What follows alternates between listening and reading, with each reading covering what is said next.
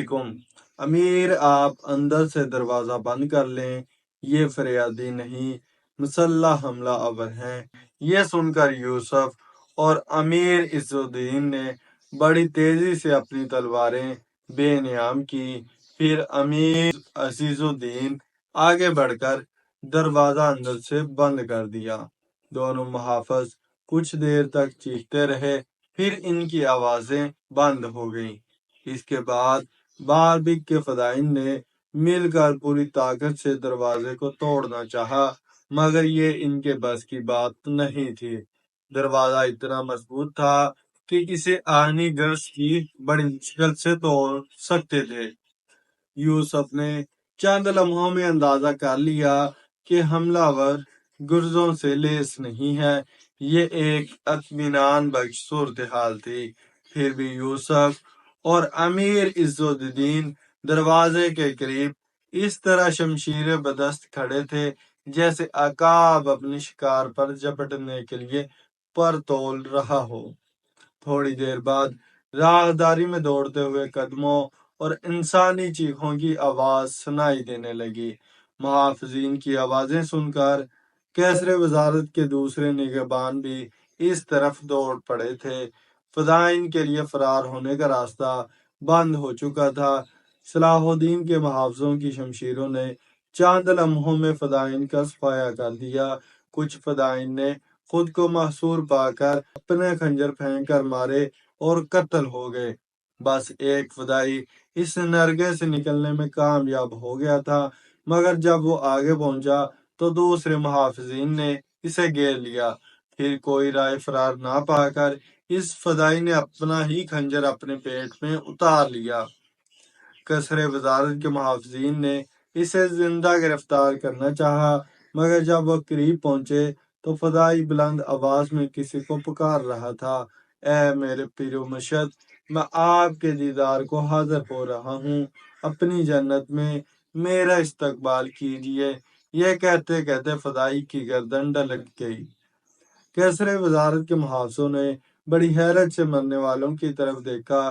खंजर का जख्म मामूली था, मगर फिर भी इसकी मौत वाक़या हो गई थी। जब तमाम फदाई कत्ल हो चुके तो मुहाफिजों ने दरवाजे के करीब आकर पुकारा, अमीर बाहर आ जाइए, अब कोई खतरा नहीं है, तमाम हमलावर हलाक हो चुके हैं। अमीर इज्जुद्दीन ने आगे बढ़कर दरवाजा खोला और पहले खुद आगे बढ़ा। फिर सलाहुद्दीन बाहर आया। दरवाजे पर दो मुहाफिजीन खास की लाशें पड़ी थी और इनके जिस्मों पर जख्मों के बेशुमार निशानात थे। अपने जानसारों की यह हालत देखकर सलाहुद्दीन की आंखें भीग गई और अमीर इज्जुद्दीन भी आप दीदा हो गया। थोड़े फासले पर दो और मुहाफिजों की लाशें पड़ी थी, लेकिन हैरत अंगेज बात यह थी कि दोनों के जिस्मों पर जख्मों के मामूली से निशान थे। सलाहुद्दीन ने बड़े ताज्जुब से अपने मुहाफिजों की लाशें देखीं। फिर इसे करीब ही पड़े हुए दो खंजर भी नजर आए, जिनका तल्लक हमलावरों से था। सलाहुद्दीन ने इस शख्स की लाश भी देखी जिसने खंजर से खुदकशी की थी। फिर तबीब खास ने इस बात की तस्दीक कर दी कि हमलावरों के खंजर खौफनाक जहर में बुझे हुए थे। अगर ये खंजर जिस्म को छू ले और जरा भी खून निकल आए तो इनमें पोशीदा जहर बहुत तेजी के साथ बदन में सरायत कर जाता है और इंसान की मौत वाक़या हो जाती है। सलाहुद्दीन ने इस वक्त गरीबों में सदकात व खैरात तकसीम किए और शुक्राने के 2 रकत नमाज अदा की। फिर इन मुहाफिजों को तलब किया जिन्होंने एक फदाई को खुदकशी करते देखा था, और बार बार वो अल्फाज दोहराने के लिए कहा जो मरने वाले ने अपनी जुबान से अदा किए थे। इन अल्फाज को अच्छी तरह से नशीन कर लेने के बाद सलाहुद्दीन फिकिया ज़ियाउद्दीन ईसा की खिदमत में हाजिर हुआ और बड़े राजदाना अंदाज में पूरा वाक़या सुनाने के बाद खुदकशी करने वाले हमलावर के आखिरी अल्फाज दोहराते हुए बोला, शेख मुझे बताइए इन अल्फाज का क्या मफहूम है और मरने वाले ने किसको पुकारा था। सलाहुद्दीन की गुफ्तगू सुनकर कुछ देर के लिए फिकिया ज़ियाउद्दीन के चेहरे पर خوف کا رنگ ابھر آیا اور وہ بہت زیادہ پریشان نظر آنے لگے۔ کیا ہوا شیخ؟ ضیاء الدین عیسیٰ کی یہ کیفیت دیکھ کر یوسف بھی کچھ گھبرا سا گیا۔ وہ لعنت زدہ لوگ تم تک پہنچنے میں کامیاب ہو گئے تھے۔ پھر کیا ضیاء الدین عیسیٰ نے بہت اداس لہجے میں کہا، اللہ ان دونوں جانصاروں کی مغفرت کرے جو تمہاری ڈال بن گئے۔ اس کے بعد فقیہ ضیاء الدین عیسیٰ نے صلاح الدین کو حسن بن صبا، اس کی جنت اور فدائن کے بارے میں ساری تفصیلات بتا دیں۔ اس انشاء پر یوسف حیرت زدہ رہ گیا۔ اس کا مطلب ہے کہ مصر کی سرزمین پر حسن بن صبا کے پیروکار موجود ہیں۔ یقیناً فقیہ ضیاء الدین عیسیٰ نے اسبات میں سر کو جنبش دیتے ہوئے کہا، یہ پرپیچ سازش اور منظم حملہ اس بات کا کھلا ثبوت ہے، انہیں کوئی روکنے والا نہیں۔ صلاح الدین نے نفرت آمیز لہجے میں کہا، کون روکے؟ ایک بار پھر فقیہ ضیاء الدین عیسیٰ اداس ہو گئے تھے۔ یہاں ہر بااختیار شخص اپنی الگ جنت بنائے بیٹھا ہے اور مخلوق خدا گمراہی کی جہنم میں جلی جا رہی ہے۔ اب تم آئے ہو تو کچھ امید ہو چلی ہے، شاید یہ آگ بجھ جائے۔ انشاءاللہ ایک دن بدعقیدگی کی یہ دوزخ بجھے گی اور مخلوق خدا اس جنت کے راستے پر چل پڑے گی جس کا اہل ایمان سے وعدہ کیا گیا ہے۔ یوسف نے انتہائی پرجوش لہجے میں کہا، کیا آپ سلسلے میں میری رہنمائی کر سکتے ہیں کہ یہاں حسن بن صبا کے ماننے والے کہاں کہاں رہتے ہیں اور ان کی جنتیں کہاں کہاں آباد ہیں؟ یہ لوگ بہت منظم ہیں، اس لیے زیر زمین رہتے ہیں۔ پھر کیا ضیاء الدین عیسیٰ نے یوسف کے سوال کا جواب دیتے ہوئے کہا، یہ لوگ کبھی کھل کر سامنے نہیں آتے، اس قدر مسلط پسند ہوتے ہیں کہ اپنی ضرورتوں کے مطابق عقیدہ بدلتے رہتے ہیں۔ اپنے فرقے کی طرف سے جاسوسی کرنے کے لیے ہماری صفوں میں بھی شامل ہو جاتے ہیں۔ انتہا یہ کہ ہمارے ساتھ ہماری مسجدوں میں نمازیں بھی پڑھتے ہیں۔ کچھ اندازہ ہی نہیں ہوتا کہ ہمارے برابر کون کھڑا ہے، وہ باطنی ہے یا صحیح العقیدہ مسلمان۔ فقیہ ضیاء الدین عیسیٰ کی گفتگو سن کر صلاح الدین کے چہرے پر شدید مایوسی جھلکنے لگی۔ اس طرح تو ہم زندگی بھر اسلام کے دشمنوں کا سراغ نہیں لگا سکتے۔ فقیہ ضیاء الدین نے یوسف کے چہرے سے اس کی دل شکستگی کا اندازہ کر لیا تھا، اس لیے فوراً ہی انتہائی محبت آمیز لہجے میں حوصلہ دیتے ہوئے بولے، میرے روحانی فرزند، اتنی جلدی ہمت نہ ہارو، بس پوری سچائی سے ان کی تلاش جاری رکھو۔ اللہ اپنی لازوال طاقت کے ہر زاویہ اظہار پر قادر ہے۔ ایک دن وہ خود ہی پکاریں گے کہ ہم یہاں چھپے ہوئے ہیں۔ میں بدگمانی اور تہمت ترازی سے ڈرتا ہوں، لیکن مجھے یقین ہے کہ امیر ابو جعفر اور امیر علی ناصری باطنی فرقے سے تعلق رکھتے ہیں۔ مگر مشکل یہ ہے کہ باطنیوں میں بھی کئی فرقے ہیں، اس لیے میں نہیں جانتا کہ ابو جعفر اور علی ناصری کا تعلق حسن بن صبا کی جماعت سے ہے یا نہیں۔ یہ دونوں امراء ہائی زمانہ ساز اور فتنہ پرور ہیں۔ اگر ان کا بس چلے تو اپنی چھوٹی سی عمارت بچانے کے لیے صلیبیوں کو مصر پر حملہ کرنے کی دعوت دے دیں۔ ایک زمانے میں یہ دونوں غدار شاور کے ہم نوا تھے، مگر جب شاور کی گردش کا زمانہ شروع ہوا تو انہوں نے ہواؤں کا رخ پہچان کر اس کا ساتھ چھوڑ دیا اور برے دربار میں خلیفہ عادت کے پاؤں پکڑ کر اپنے گناہوں کی معافی مانگ لی۔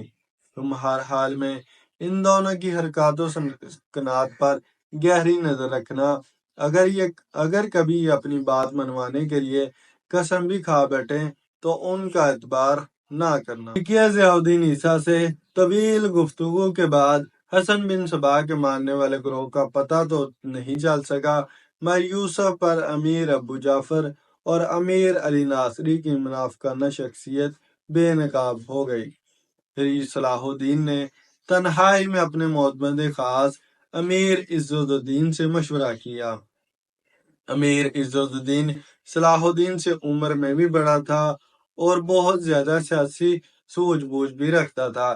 اس سنگین معاملے کے ہر پہلو پر طویل غور و فکر کے بعد اس نے صلاح الدین کو مشورہ دیتے ہوئے کہا، میرے خیال میں ابو جعفر اور علی ناصری کو آزمانے کا یہی ایک طریقہ ہے کہ مرنے والوں کو ان کے آدمی ثابت کر دیا جائے۔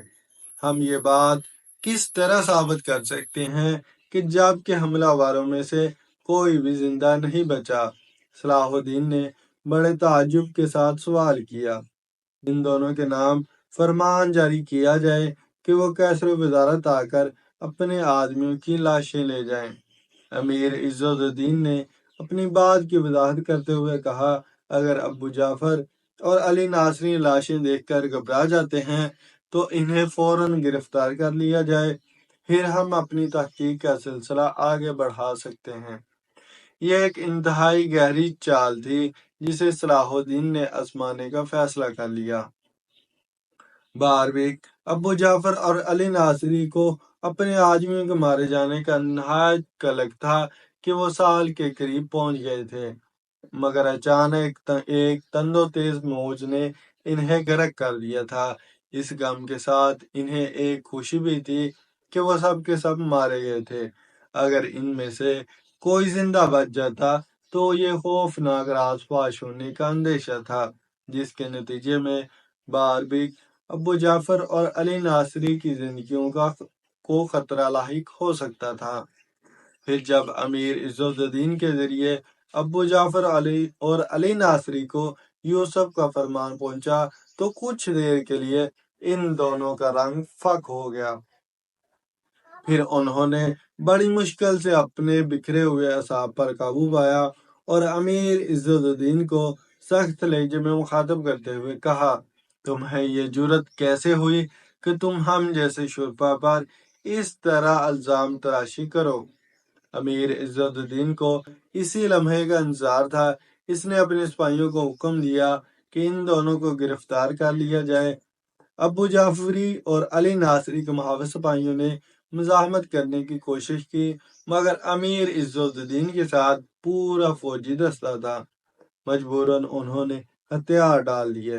پھر جب خلیفہ عادل نے مصری امرا کی گرفتاری کی خبر سنی تو وہ غضبناک ہو گیا اور اس نے قصر وزارت پہنچ کر صلاح الدین کو وزارت سے برطرف کر دیا اور اسی وقت مصر سے نکل جانے کا حکم جاری کر دیا۔ صلاح الدین نے بڑی حیرت سے خلیفہ عادل کا حکم سنا، مگر فوری طور پر کوئی جواب نہیں دیا، بس خاموشی سے مصر کے حکمران کی طرف دیکھتا رہا۔ تم نے میرا حکم سن لیا؟ اس پر خلیفہ عادل نے چیخ کر کہا، سن لیا۔ صلاح الدین کی آواز مدھم تھی، مگر اس سے استقامت جھلک رہی تھی۔ تو پھر اسی وقت سامان سفر باندھو اور مصر کی حدود سے نکل جاؤ۔ خلیفہ عادل کے لہجے میں وہی آمرانہ سختی تھی۔ امیر عزت الدین بہت زیادہ پریشان نظر آ رہا تھا، کیونکہ اسی کے مشورے سے صلاح الدین نے یہ خطرناک قدم اٹھایا تھا اور مصر کے دو معزز امرا ابو جعفر اور علی ناصری کو گرفتار کر لیا تھا، اور اسی گرفتاری کے سلسلے میں صلاح الدین کو مصر کی وزارت عظمیٰ کے منصب سے معزول ہونا پڑا تھا۔ امیر عزت الدین اپنی اس غلطی پر دل ہی دل میں پشیمان ہو رہا تھا کہ یوسف کی آواز ابھری، خلیفہ محترم، میرا جرم، تم مجھ سے اپنا جرم پوچھتے ہو؟ خلیفہ عادل کا لہجہ کچھ غضبناک ہو گیا تھا۔ میں نے یہ سوچ کر تمہاری بے شمار غلطیاں معاف کر دی تھی کہ جوش جوانی میں انسان سے کوتاہیاں سرزد ہو ہی جاتی ہیں، مگر یہ میری غلطی تھی کہ میں نے تمہاری طرف سے چوشم پوشی کی، جس کے نتیجے میں آج تم نے وہ گل کھلا دیا کہ میں اپنی سلطنت میں منہ دکھانے کے قابل نہیں رہا۔ ابو جعفر اور علی ناصری صرف امرا ہی نہیں، میرے ذاتی دوست بھی ہیں۔ میرے وہم و گمان میں بھی نہیں تھا کہ تم ان دونوں معززین شہر کے ساتھ ایسا ذلت امیز سلوک کرو گے۔ خلیفہ محترم، نہ وہ آپ کے دوست ہیں اور نہ مملکت کے۔ صلاح الدین کا لہجہ موت بانا تھا، مگر اس سے بے خوفی نمایاں تھی۔ میں نے آپ کے 2 دشمنوں کو گرفتار کیا ہے۔ اگر ابو جعفر اور علی ناصری بر وقت نہ پکڑے جاتے تو پھر کچھ بھی ہو سکتا تھا۔ جو لوگ مجھے قتل کرنے آئے تھے وہ اپنا رخ قصر خلافت کی طرف بھی موڑ سکتے تھے۔ خلیفہ عادل اقتدار کے نشے میں یوسف کی کوئی بات سننے کے لیے تیار نہیں تھا۔ تم جب یہاں آئے تھے تو ایک معمولی سپاہی تھے۔ اگر میں نے تمہیں زمین سے اٹھا کر آسمان پر بٹھا دیا پھر تم اپنی حیثیت بھول گئے۔ غلام تھے اس لیے آقاؤں کے گریبانوں پر ہاتھ ڈالنے لگے۔ ایک لمحے کے لیے صلاح الدین کے جوان خون میں آگ سی لگ گئی، مگر اس نے فہم و فراست اور ضبط و تحمل کے پانی سے اس آگ کو بجھا دیا۔ خلیفہ محترم، میں غلام ہی سہی مگر آپ کی مملکت کے لیے میرے چچا صدرالدین شیر کو اور خود میری بہت خدمات ہیں جنہیں آپ جوش جذبات میں نظر انداز کر رہے ہیں۔ ہم نے تجھے اور تیرے چچا کو ان خدمات کا اتنا صلہ دے دیا کہ تم دونوں اس کا تصور بھی نہیں کر سکتے تھے۔ خلیفہ عادل مسلسل صلاح الدین کی تحقیر کر رہا تھا، مگر ہماری کریمانہ نوازشات کا صلہ جو تو نے دیا ہے اسے ہم زندگی بھر فراموش نہیں کر سکتے۔ صلاح الدین نے اس مسئلے کو سلجھانے کے لیے مزید وضاحتیں پیش کرنی چاہیے، لیکن خلیفہ عادل نے اسے جھڑک دیا جیسے وہ مصر کا وزیر اعظم نہ ہو، اس کا زر خرید غلام ہو۔ بس ہمارا آخری کرم یہ ہے کہ ہم تجھے مصر سے زندہ و سلامت جانے کی اجازت دے رہے ہیں، ورنہ تیرے اس جرم کی سزا کچھ اور تھی۔ اگر خلیفہ عادل کے اختیار میں ہوتا تو وہ یوسف کو بے دریغ قتل کرا دیتا، لیکن وہ سلطان نور الدین محمود زنگی کی فوجی طاقت سے خوف زدہ رہتا تھا۔ اگر صلاح الدین کو کچھ ہو گیا تو پورا مصر زنگی فوج کی یلغار کا ہدف بن جائے گا۔ اب صلاح الدین کی قوت برداشت جواب دے چکی تھی۔ خلیفہ محترم کو معلوم ہونا چاہیے کہ میں واپس جانے کے لیے نہیں آیا ہوں۔ مصر کو میری ضرورت ہے۔ جب تک مجھے میرا مقصد خاص حاصل نہیں ہو جاتا میں یہ سرزمین نہیں چھوڑوں گا۔ اتنا کہہ کر صلاح الدین خلیفہ عادل کے کمرے سے نکل گیا۔ امیر عزت الدین بھی اس کے پیچھے پیچھے چلا آیا۔ خلیفہ عادل کے لیے صلاح الدین کا جواب اس قدر غیر متوقع تھا کہ وہ سختی میں آ گیا تھا۔ پھر جب اس کی یہ کیفیت ظاہر ہوئی تو وہ شدید غضب سے کانپنے لگا۔ آخر ایک غلام کس بنیاد پر اپنے آقا کی نافرمانی کر رہا ہے؟ خلیفہ عادل نے خود سے سوال کیا۔ پھر اس نے اپنے محافظ دستے کے فوجیوں کو طلب کرتے ہوئے حکم دیا یوسف کو اسی وقت گرفتار کر کے ہمارے حضور پیش کیا جائے۔ خلیفۃ المسلمین، ہم سب آپ کے حکم کی تعمیل سے قاصر ہیں۔ بیعکس بان کئی سپاہیوں نے جواب دیتے ہوئے کہا، کیا تمہارا کوئی اور آقا ہے جس کے فرمان پر تم عمل کر رہے ہو؟ خلیفہ عادل نے شدید طیش کے عالم میں اپنے ہی محافظ سپاہیوں کو مخاطب کرتے ہوئے کہا، ہمارا آقا تو صرف اللہ ہے۔ ایک سپاہی نے انتہائی اثر انگیز لہجے میں کہا، آپ صرف ہمارے حکمراں ہیں مگر ہماری شمشیریں یوسف کے حکم کی تابع ہیں۔ ایک لمحے میں خلیفہ عادل پر ساری صورتحال واضح ہو چکی تھی۔ اس نے فوراً ہی تمام محافظوں کو اپنے کمرے سے چلے جانے کا حکم دیا۔ پھر جب آخری سپاہی بھی خلیفہ عادل کی آنکھوں سے اوجھل ہو گیا تو اس نے کمرے کا دروازہ بند کر لیا، پھر ایک جام لبریز کیا اور اسے حلق سے نیچے اتار لیا۔ خلیفہ عادل کے نزدیک اپنے غصے کی آنکھ کو ٹھنڈا کرنے کا یہی ایک طریقہ تھا۔ کچھ دیر بعد مشروب نے اپنا اثر دکھانا شروع کر دیا، یہاں تک کہ اعصاب کا تناؤ کم ہونے لگا۔ اب خلیفہ عادل کسی قدر سکون سے صورتحال کا جائزہ لینے لگا۔ ذاتی محافظوں کے انکار نے ثابت کر دیا تھا کہ صلاح الدین نے اس کے گرد اپنے فرماندار سپاہیوں کا حصار کھینچ دیا ہے۔ اگرچہ یہ حقیقت تھی کہ خلیفہ عادل کے محافظ سپاہیوں میں شاور کے جاسوس موجود تھے جنہیں صلاح الدین نے بڑی ذہانت کے ساتھ محل سے باہر نکال پھینکا تھا، لیکن موجودہ صورتحال میں خلیفہ عادل محافظوں کی تبدیلی کو بھی یوسف کی ایک شاطرانہ چال سمجھ رہا تھا۔ پھر یکایک خلیفہ عادت کے کانوں میں صلاح الدین کے وہ الفاظ گونجنے لگے جو اس نے کمرے سے نکلتے ہوئے کہے تھے: جب تک مجھے میرا مقصد حاصل نہیں ہو جاتا میں یہ سرزمین نہیں چھوڑوں گا۔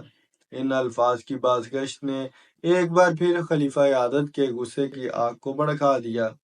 اس غلام کا مقصد خاص اور کیا ہو سکتا ہے کہ وہ اپنے آقا کی سلطنت پر قبضہ کر لے۔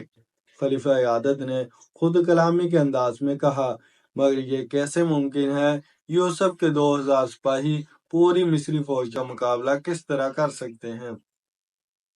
اس خیال کے آتے ہی خلیفہ عادت نے ایک اور منصوبہ تراش لیا۔ پہلے اپنے 2000 محافظوں کو قتل کروا دیا جائے، پھر یوسف کو گرفتار کر کے زنداں میں ڈال دیا جائے۔ اس خیال کے آتے ہی خلیفہ عادت کا بے قرار دل ٹھہر سا گیا۔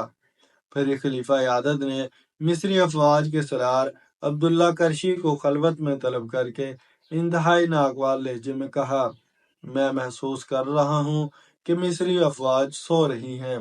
عبداللہ قرشی نے حیرت سے خلیفہ عادت کی طرف دیکھا اور سپاہیانہ لہجے میں کہا: آج سے زیادہ ہماری فوج کبھی ہوشیار نہیں رہی۔ ہر سپاہی جاگ رہا ہے اور ہر مورچہ مضبوط ہے۔ یہ کیسی بیداری ہے اور کیسی مضبوطی کہ مصر کے 2 معززین امراء ابو جعفر اور علی ناصری کو میری اجازت کے بغیر زنداں کے حوالے کر دیا گیا۔ خلیفہ عادت نے اپنے سپہ سالار کو ڈانٹتے ہوئے کہا: ان دونوں کا جرم ثابت ہو چکا ہے، وہ ملک و ملت کے دشمن ہیں۔ عبداللہ قرشی نے نہایت بے وقارانہ لہجے میں کہا: ہمارے پاس اتنا وقت نہیں تھا کہ آپ کو اطلاع دیتے، پھر بحث و مباحثہ کرتے۔ اس کے بعد ابو جعفر اور علی ناصری کو گرفتار کرنے کی اجازت لیتے۔ عبداللہ قرشی کا جواب سن کر خلیفہ عادت کے دل و دماغ جل اٹھے اور وہ چیخ کر بولا: کیا تم اپنے فیصلے کرنے میں آزاد ہو؟ خلیفہ محترم، یہ ہماری مجبوری ہے۔ عبداللہ قرشی کا لہجہ نرم تھا۔ کون تمہیں مجبور کر رہا ہے؟ خلیفہ عادت اور زور سے چیخا: کیا تمہیں ایسا کرنے کے لیے صلاح الدین نے مجبور کیا ہے؟ وہ ملک و ملت کے وفادار ہیں۔ عبداللہ قرشی نے مبہم جواب دیا۔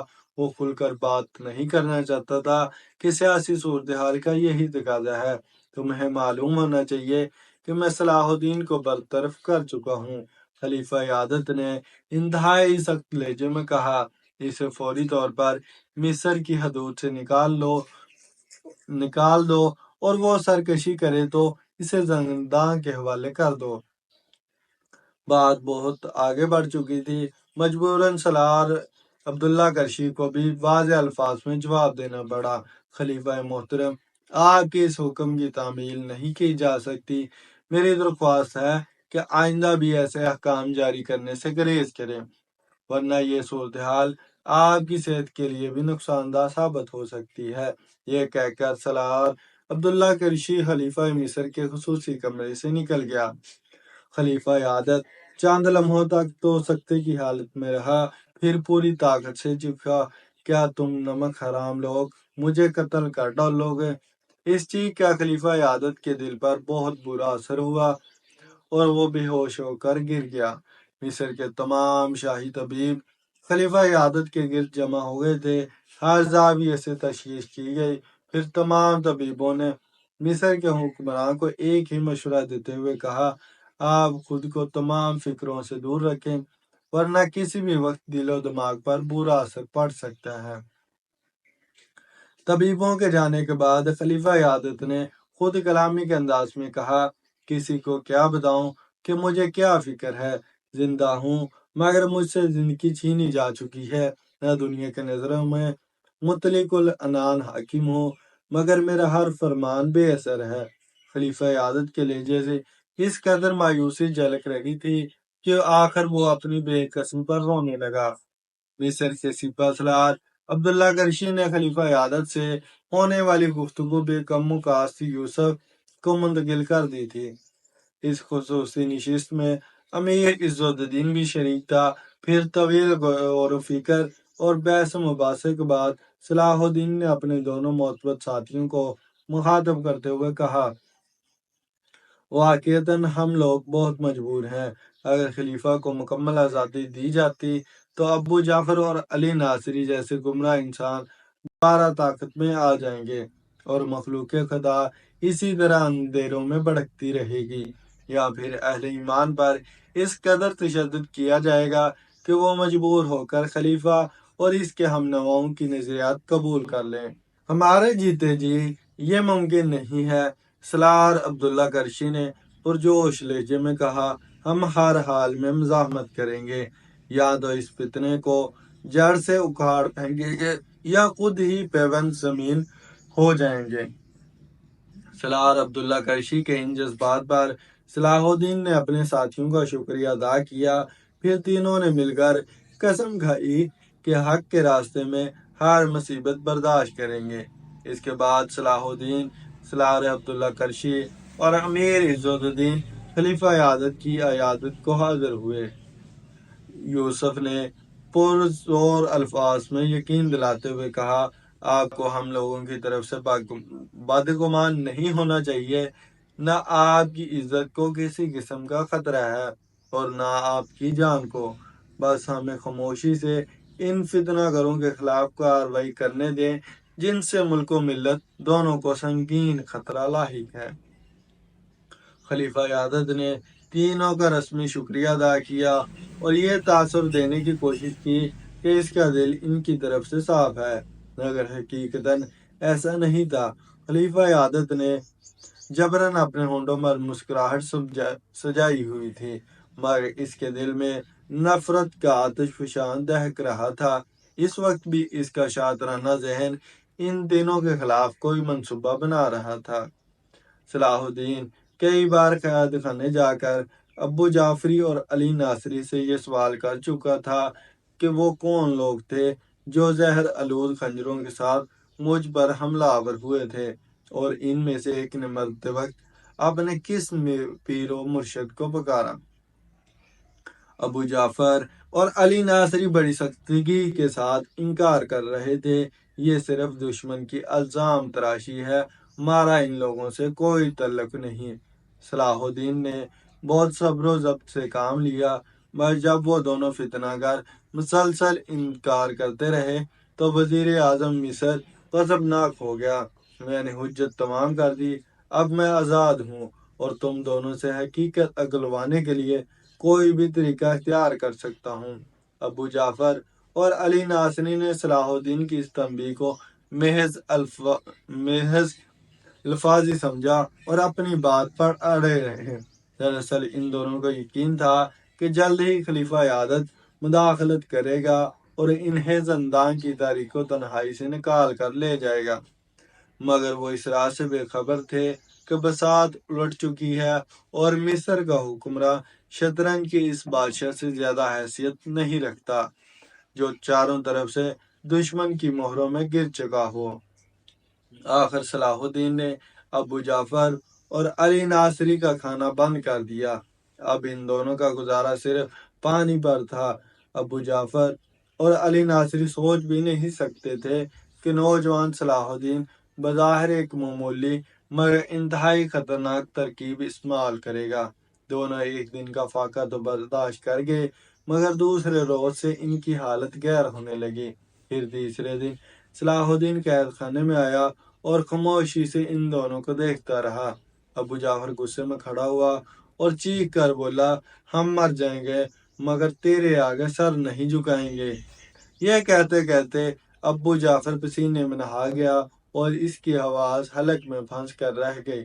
پھر وہ شدید نکاہت کے باعث چکرات کر زمین پر گر پڑا۔ ابو جعفر کی یہ حالت دیکھ کر صلاح الدین مسکرایا، میں یہی تو چاہتا ہوں کہ تم آہستہ آہستہ موت کا مزہ چکھو۔ اس وقت سے ڈرو جب تم پر پانی بھی بند کر دیا جائے گا۔ اگر ہم مر گئے تو تجھے کون بچائے گا کہ وہ حملہ آوروں اگر ہم مر گئے تو تجھے کون بتائے گا کہ وہ حملہ آور کس سے تعلق رکھتے تھے۔ علی ناصری کی آواز لڑکھڑا رہی تھی اور اس پر ابو جعفر سے زیادہ ضعف طاری تھا۔ وہ دشمنان اسلام بھی ایک نہ ایک دن بے نقاب ہو جائیں گے۔ صلاح الدین نے بے نیازہ نہ کہا، مگر تم دونوں کی موت سے ملت اسلامیہ کو بڑا فائدہ ہوگا۔ اس طرح اللہ کی زمین دو فتنہ گروں سے پاک ہو جائے گی۔ یہ کہہ کر صلاح الدین زندان سے نکل گیا۔ پھر ابو جعفر اور علی ناصری اپنی زندگی سے مایوس ہو گئے۔ خلیفہ عادت کے لیے نازیبہ کلمات ادا کرنے لگے کہ اسی نے صلاح الدین کو مصر کا وزیر اعظم نامزد کیا تھا۔ چوتھے دن ابو جعفر اور علی ناصری نے صلاح الدین کے آگے گھٹنے ٹیک دیے اور درخواست کرنے لگے انہیں سوکھی روٹیاں ہی دے دی جائیں کہ وہ کم سے کم سانس تو لے سکیں۔